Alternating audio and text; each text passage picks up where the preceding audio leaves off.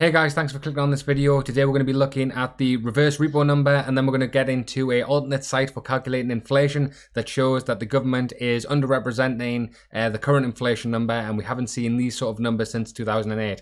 I previously did record this video, but the sound did not record, so I'm going to go through this as quick as possible just to get this video out to you guys. So the reverse repo number actually did hit an all-time high of $1.218 trillion, which is the all-time high it's ever hit, and that was on Friday with a maturity date on Monday with 79 counterparties. So this is the all-time high reverse repo number. We haven't seen anything over 1.2 trillion, and here we've hit it. So this is from the Federal Reserve Bank of New York, and there we go. So let's get into the other part of the video. This is a website called Shadow Government Statistics, Analysis Behind and Beyond Government Economic Reporting.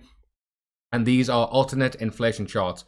So the CPI chart on the homepage reflects our estimate of inflation today. If it was calculated, it was during the same way of 1990.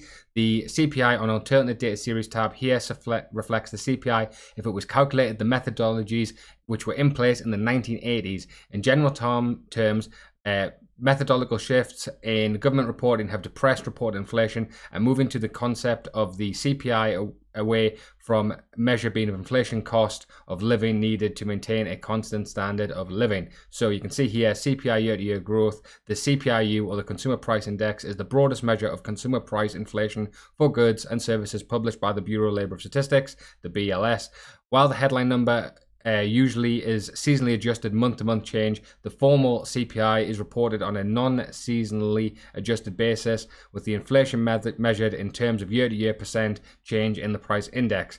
In the chart, we show two SGS alternative CPI estimates, one based on the pre-1990 official methodology for computing CPIU, and the other based on the methodology which was employed prior to the 1980s. So let's have a look at the first one. This is the consumer inflation official versus shadow stats, 1990 based alternative. We have a red line, which is the official Consumer Price Index. We have a yellow line that we won't go into, and then we have the SGS alternate 1990 based. So you can see here, if we're looking based on the 1990 inflation is actually over, well, around about 9% compared to the over 5% that we're seeing now. So this number is showing that's underreported. But a more shocking one is if we look at the 1980 based alternative, which is here. This has the number at around about, what is that? Around about 13% compared to the 5 we're seeing now, or the just over 5% now. So what this is saying is if you calculate inflation based off the 1980 stats,